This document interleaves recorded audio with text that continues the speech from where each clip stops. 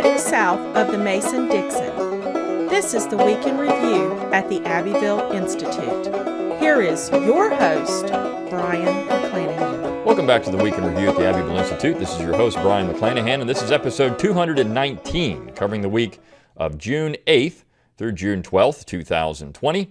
Glad to have you back in the program. Very glad to be here. Don't forget to follow us on Twitter at Abbeville Institute, like our Facebook page at Abbeville Institute, and of course, subscribe to our YouTube page at Abbeville Institute. You can find all those social media accounts at our webpage, abbevilleinstitute.org. That's ABBEVILLE, institute.org. While you're there, give us an email address. We'll give you a free ebook, Exploring the Southern Tradition. It is a fantastic collection of essays, and you would really enjoy it. So it's based on material we've published on the website, but you get it in a nice book, and all you got to do is just give us an email address. And of course, if you do, you get our daily dose of Dixie, Monday through Friday, and our weekly email on Saturday or Sunday, which includes a link to this podcast. You can support the Institute by going to abbevilleinstitute.org. Click on that support tab at the top of the page. You'll see a category that says donor options. You click on that. It'll take you right out to our new and improved donation page. So if you want to support the Institute, if you like our podcast, if you like our conferences, if you like our website, and we've got other things we're trying to plan and move in a different direction in some ways.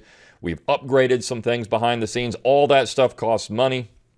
So if you like what we do, and in today's climate, I mean, we are, in many ways, one of the only organizations standing in the breach with all the madness that's going on in modern American society. So if you like what we do, please consider a tax-deductible donation to the Abbeville Institute.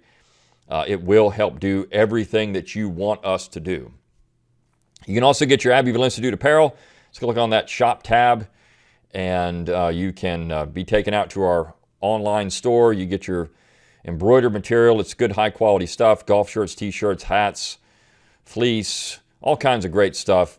So think about that too. You can support the Institute. Also, you can advertise the Institute.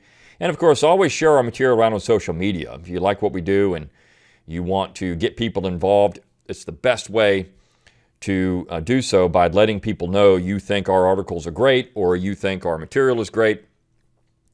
Also, rate the podcast wherever you get your podcast. Download the free mobile app. You can do that too. All kinds of great ways to support the Institute. Just go to your app store and look for Abbeville Institute. You get that free app. So great stuff out there. All of your donations help fund all of this stuff that we do, and we do appreciate everything you do. Now, let's start. I mean, you almost don't even know where to start with the stupid files on a daily basis. It just gets worse and worse. So I thought, I mean, look, there's going to be more stupid files. There's going to be more articles added to the stupid file. We've got a number of them. First of all, you look at some of the things that are happening. We've all said from the beginning, it's not about Confederate monuments. It never is. It's really about Western civilization and the impact that the South has, the Southern tradition has on Western civilization. Namely, and when I say the impact the South has, the South is the reminder of Western civilization. But it's not just the Confederate monuments. That's the low-hanging fruit. All that, I think, will be purged within 5 to 10 years. I don't see, and I hate to say this, but I really don't see how it's going to hang on. Not with, since 2015, it's just been getting worse and worse every single year. And I did an interview with the Christian Science Monitor, Marshall DeRosa, who's also an Abbeville Institute scholar, and I did an interview with the Christian Science Monitor back in 2015. And the interviewer kind of snarkily asked, well, why are you against this? You know, it's these things are just Confederate monuments. Why leave them up? And Marshall and I both responded, well, I mean, this is only the beginning. It's you take these down, what's next? And I said that. What's next? Washington, Jefferson? Well, yes, they're next. In fact, on CNN, you had a commentator say, well, we should rename Washington, D.C. We should take down the Washington Monument, take down Thomas Jefferson's memorial. These people were slave owners. They need to go. They have to go. And so this is the climate we're in. If you don't think this is going to happen, look at what happened in Wilmington, Delaware yesterday. Again, another addition to the stupid files.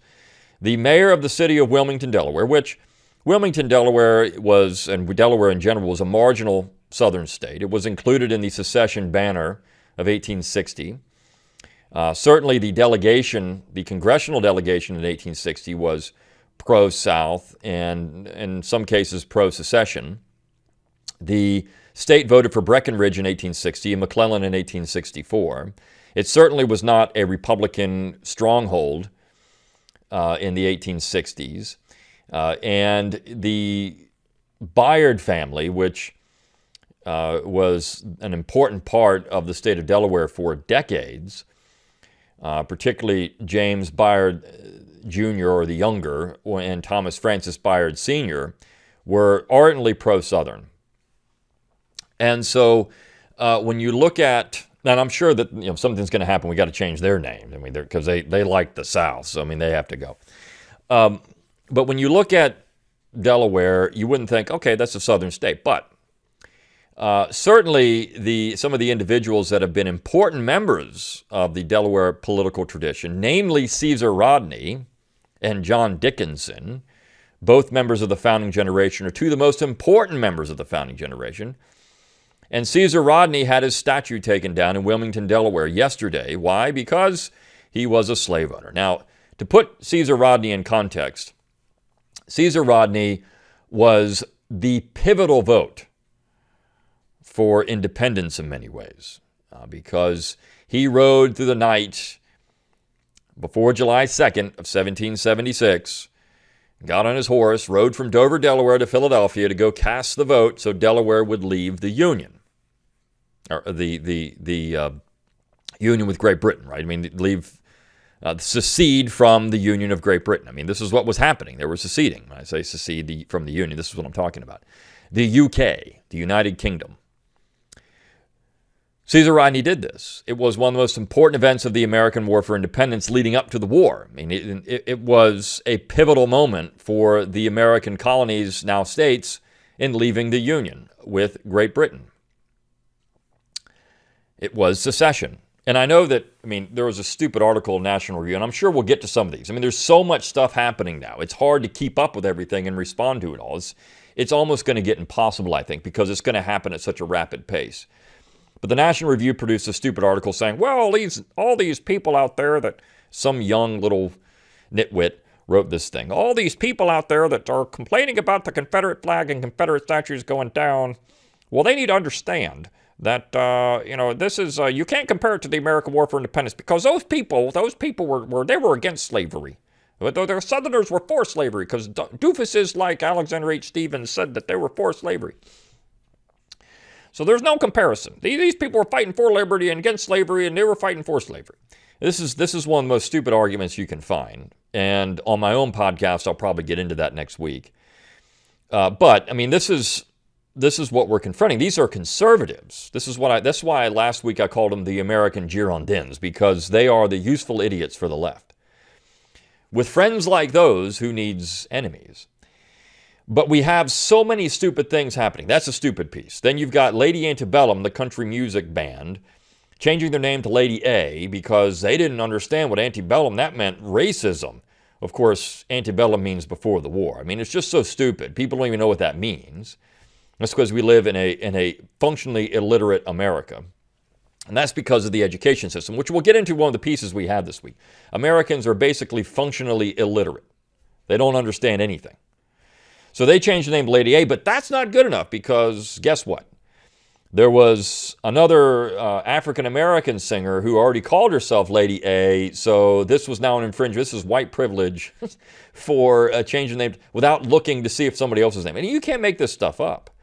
There's no winning in this. This is the problem. There's no winning. What should happen is people should just say, this is stupid, be quiet, stop acting like a little child, and everything will go on as normal. But we don't have people doing that. We have a bunch of people who want to give in to petulant children. It doesn't matter. They're just petulant children on the left across the board. This is who these people are. They're petulant little children all over the United States.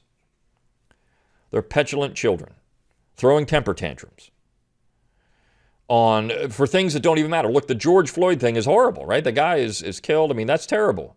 Okay, we all get that. We all knew that. Everybody knew that. But what does it have to do with Confederate monuments or Caesar Rodney or Christopher Columbus? What does it have? It doesn't have anything to do with that.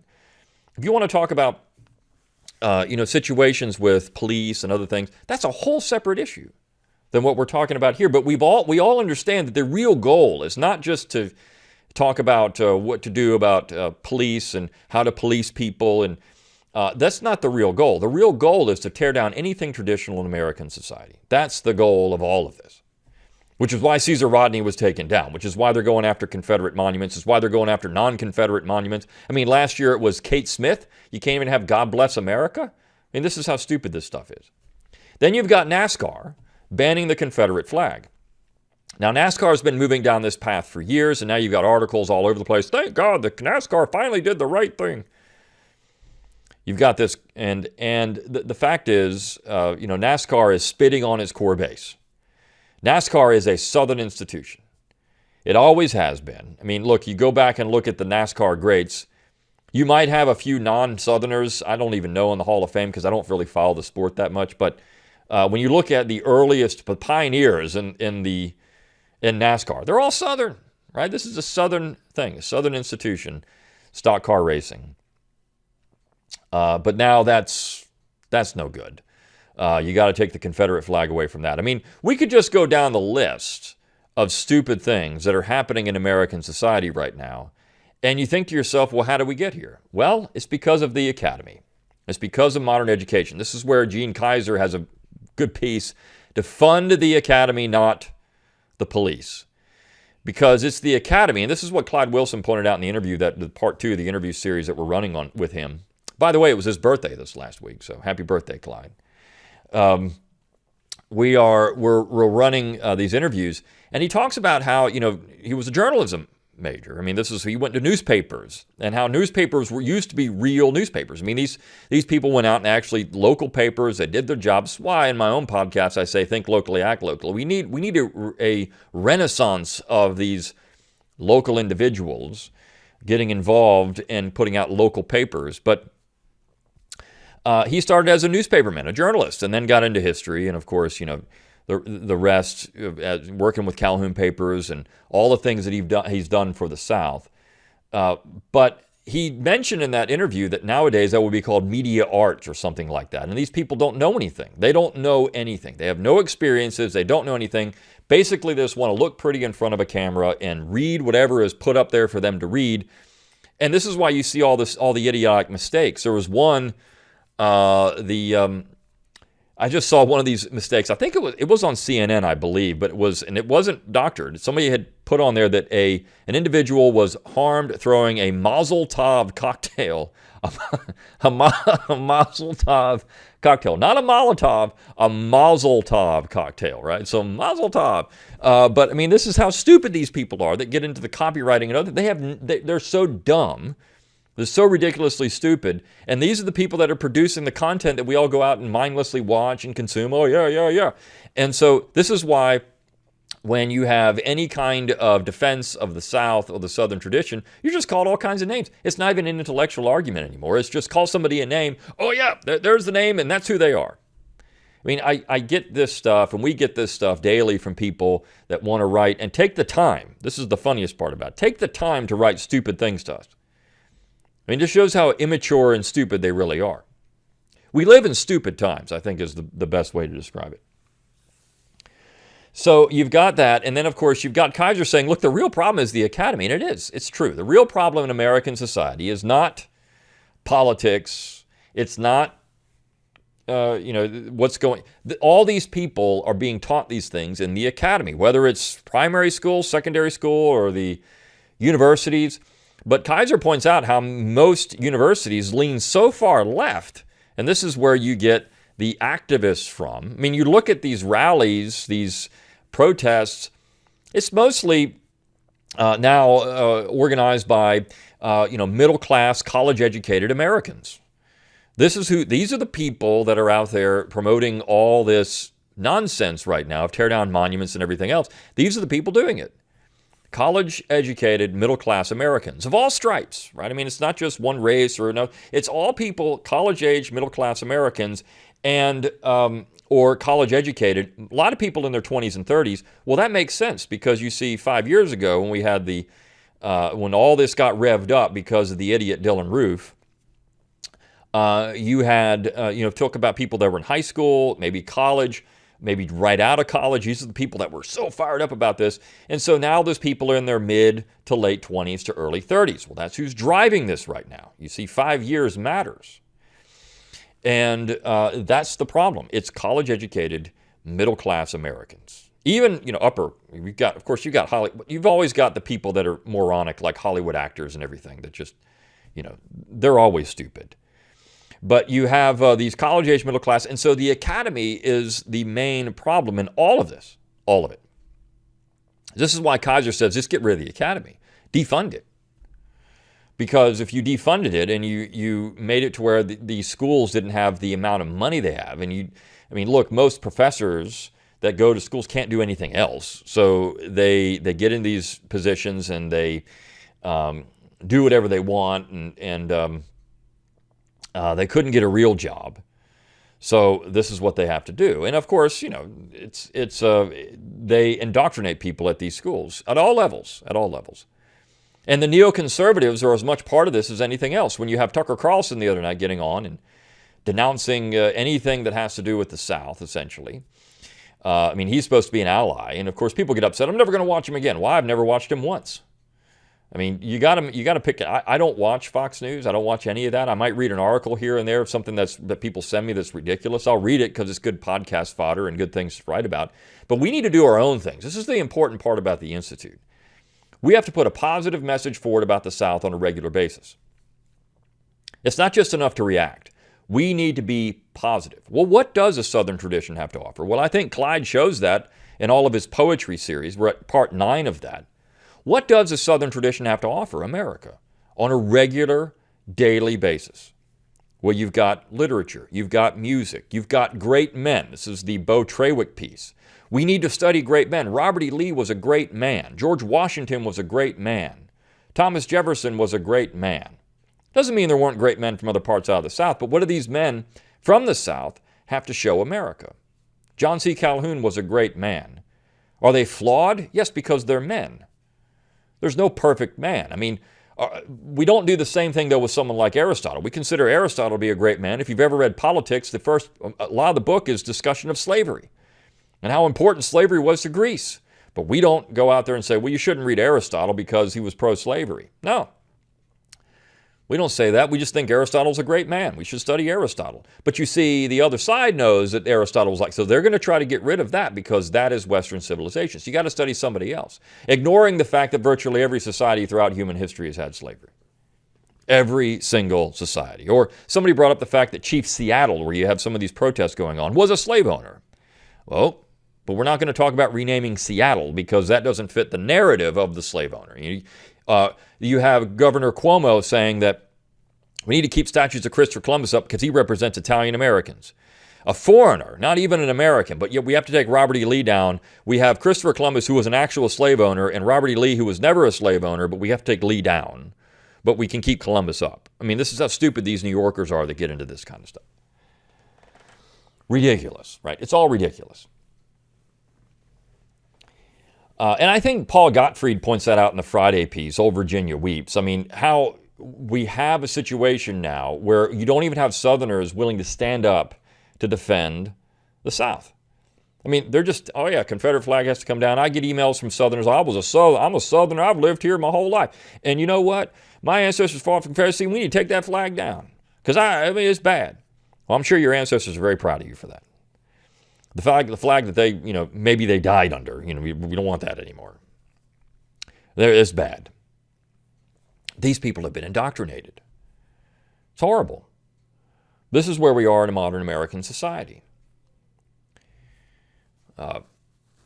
So when you look at the problems, when you look at, why is Caesar Rodney, for example, coming down? There was actually an article I read from a Wilmington newspaper. One of the guys that was against it, they had two people, one against it, one for it, for coming down.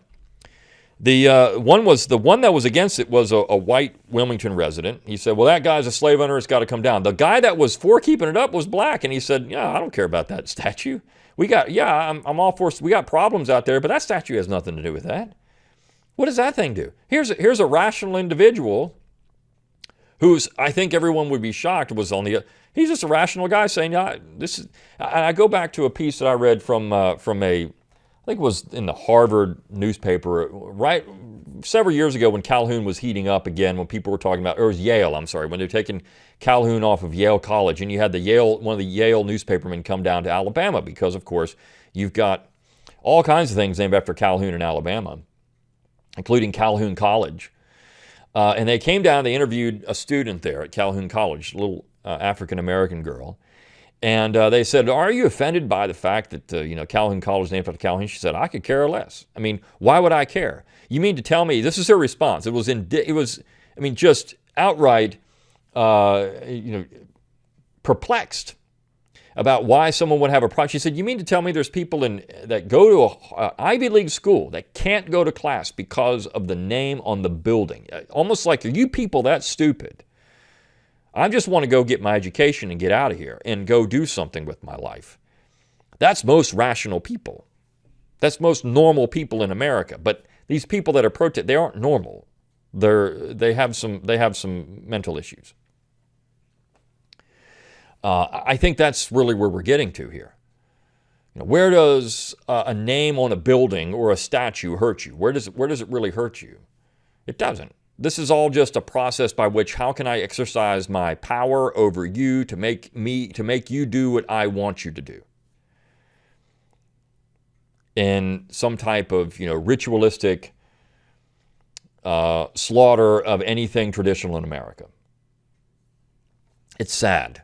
It really is sad. There was a picture that Ben Jones sent me. Reason Magazine, which is a left libertarian publication, in 2015 published an article on the way the flag had been used by various groups outside of the typical the slanderous images of the Klan and others. But there was in 1964 there was a civil rights group, and John Lewis from Georgia he was chairman of the group that put this thing together.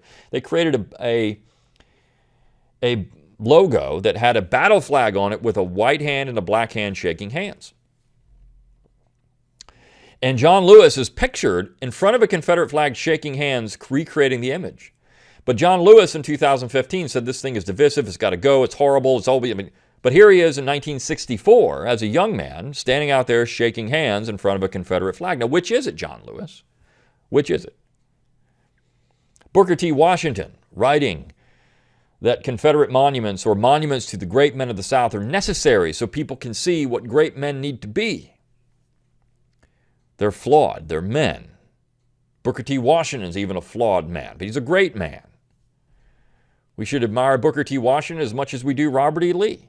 He's a great man. The situation we should be doing is, if you don't like the monuments that are here, put up new ones. I mean, and it's funny how people think this is just, we're going to get these people by sticking up a monument. So what? Put up another one. If that's where we are in society, we want to honor other people, then honor other people. But don't get to a point where you take these down to put these up. I mean, this is the French Revolution. We're in a third American Revolution. It is the completion of the second, essentially what's happening here. And this is what Eric Foner and others have always wanted. It was the unfinished revolution. So now they're trying to finish it. And they're trying to finish it with the help of the American Girondins, the neoconservatives, with the help of the Academy, with the help of the media.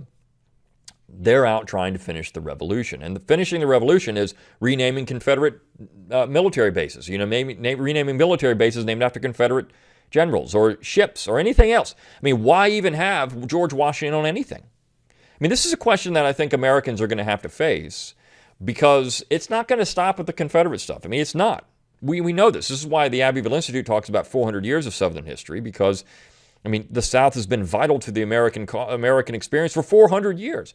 But it's not going to, why even have, I want to ask about Delaware. Why even keep the state named Delaware? It's named after Lord De La Warr, who was a slave owner, right? Why name it after? Why not change that? De La Warr was anti-Indian. He was a terrible guy. Why name it after Lord De La Warr? Why not change it to something else? We're going to get to that. Why name Indiana? Why not change the name of the state Indiana? Indiana was something that, Jefferson called it essentially, and is it not a statement of, racism to call now they call indigenous people, so we call it indigenous or something like that. Indiana has Indian in it, which of course would be a slanderous term nowadays. I mean, this is how we think about things. So why not change the name of the state of Indiana? This is where you have to go with this stuff. I mean, it's only going to go that way. It's only going to go in that direction. You needed to nip it in the bud and say, look, we're not taking down Confederate monuments. We're not taking down any monuments. You just be quiet and don't be stupid. You want to add? Great. You want to add monuments to people that we want to also admire in our long history of the United States? Fantastic. Let's add some monuments. Let's talk about these people. We're not even going to contextualize anything. Just leave it up the way that it was. There was an article written a couple of years ago by some geography professors where they talked about taking down monuments and putting them in a park, but not taking them down whole, taking them down, burning them, smashing them, and leaving them there that way. Let's just leave them bent over, smashed, decapitated, put them into a park like that. And there was another wacko professor that recommended that. Take a hammer and beat them all to pieces and just leave it there like that, because that's a form of public protest and art. Regardless of the fact it's vandalism and it's against the law, but so what? We don't care about the law anymore. We just care about showing how we are virtuous people and we want to take down these people from our past. I mean, why not just destroy the Washington Monument and just leave it there in pieces on the ground? Sure. I mean, should we take down the Lincoln Memorial, though, too? Because Lincoln said some pretty racist things in his life. I mean, does he need to go? And somebody did scrawl racist on the Lincoln Memorial, which was fitting because he was, right? I mean, this is the thing we have to get over in our life. These people don't hold views that we have today. But they're still great people for various reasons, and they need to be respected for some of the things they did. Or their character, whatever the case may be. I mean, this is why they stay up. But we don't live in that society any longer where that's even acceptable. It's sad. It's a real sad situation we're running into in American society. And I don't know where we go from here. I mean, the Institute exists to try to combat these things, to try to put this stuff out there, to try to talk about the value of the Southern tradition and who these people really were, and we need to be positive about it. I think that's the key to all of this. Don't let it get you down. Don't let it get you depressed. Stay positive about what the South is and teach the people you can about the positive contributions of the South. We've run pieces about environmentalism, the South and the environment, the South and religion, the South and culture, how important that is, the South and the political tradition. I mean, look, Calhoun was a great man because of his political views. Now, of course, we're taking Calhoun off of Clemson. I mean, this is how stupid these people are, too. Clemson, which is his home, is now taking Calhoun down. How ridiculous. And we'll talk about that next week because we've already got a piece coming up on that. But how ridiculously stupid is that? Stupid. The reason that happens is because two NFL players decided that they were going to make a stink out of it. And then when they went to Clemson, they both attended Clemson University. They say, we won't say we went to Clemson. The school that gave you a scholarship that launched your career, you won't mention because it's got Calhoun on a building and because the entire campus was his land. I mean, how stupid is this? Ridiculous. Stupid, stupid, stupid. But again, this is where we are in American society. We have a bunch of stupid people running around that don't know anything. They're, again, functionally illiterate, and they exist on emotion alone. So I think it's just going to be we're only going to see it get worse before it gets better. And I don't know when it's going to get better. I mean, look, the Irish green flag was illegal for years, and now it's flown all over the place again. So will it ever get better or not? I mean, it depends on how far left the United States lurches at one point or another and how far the political culture lurches left. And that's based on education and people's collective understanding of the past. And that is being, also the neoconservatives are also contributing to that. You can't get away from this. I know people get upset when we talk about conservatives being stupid, but there are a lot of stupid conservatives out there that don't realize they're digging their own grave. By attacking the Confederacy, you are opening the door to George Washington and Thomas Jefferson's descendants fought for the Confederacy. George Washington's descendants, He didn't have any direct, but he had, through marriage, they fought for the Confederacy. You go down the line of the founding generation from the South, their descendants fought for the Confederacy.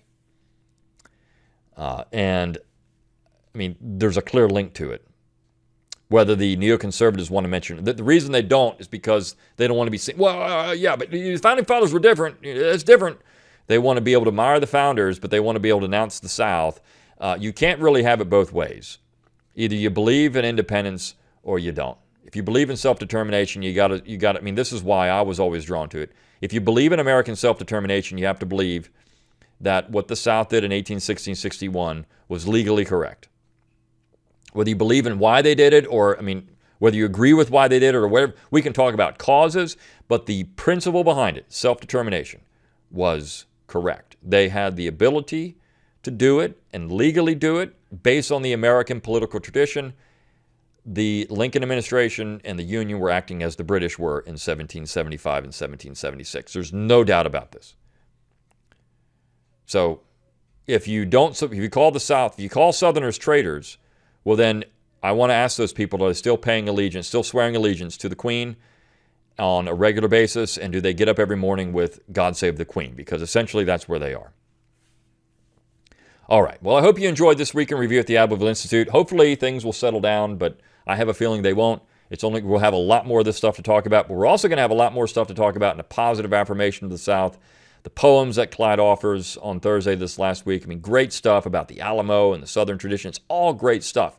And we need to read those things and stay well versed in those types of material, positive contributions of the South to the American tradition, because that is the vital part of the Southern tradition. All right.